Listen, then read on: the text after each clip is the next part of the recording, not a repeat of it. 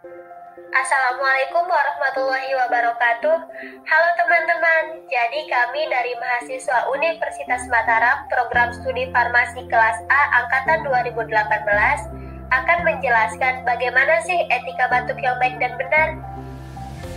Etika batuk ini perlu kita terapkan teman-teman sebagai upaya untuk saling menjaga.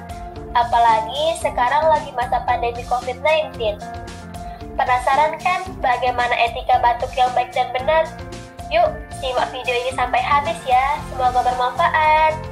Jadi, sebelum kita masuk ke etika batuk yang baik dan benar, sebaiknya kita mengetahui apa itu batuk.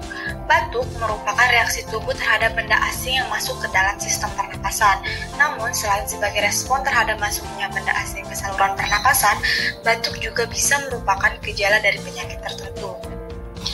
Pada penderita COVID-19, gejala batuk ditandai dengan batuk kering, sesak napas, nyeri pada ulu hati, dan demam.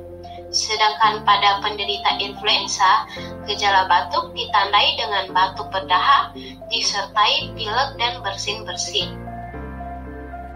Bagaimana sih etika batuk yang baik dan benar? Ketika batuk, kalian bisa menutup mulut kalian dengan menggunakan masker ataupun menggunakan lengan bagian dalam. Jika terdapat tisu, kalian bisa menggunakan tisu. Jika tidak ada, kalian bisa menggunakan telapak tangan kalian. Jangan lupa mencuci tangan kalian setelah itu ya, menggunakan sabun.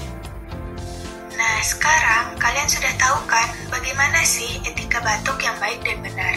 Etika batuk ini juga bisa kalian terapkan ketika kalian sedang bersin. Semoga informasi yang kami berikan bermanfaat bagi kalian ya.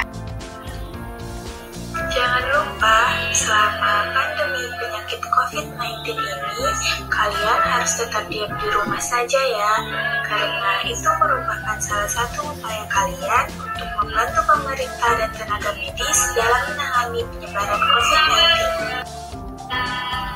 Dengan kalian hanya di rumah saja, kalian sudah mencegah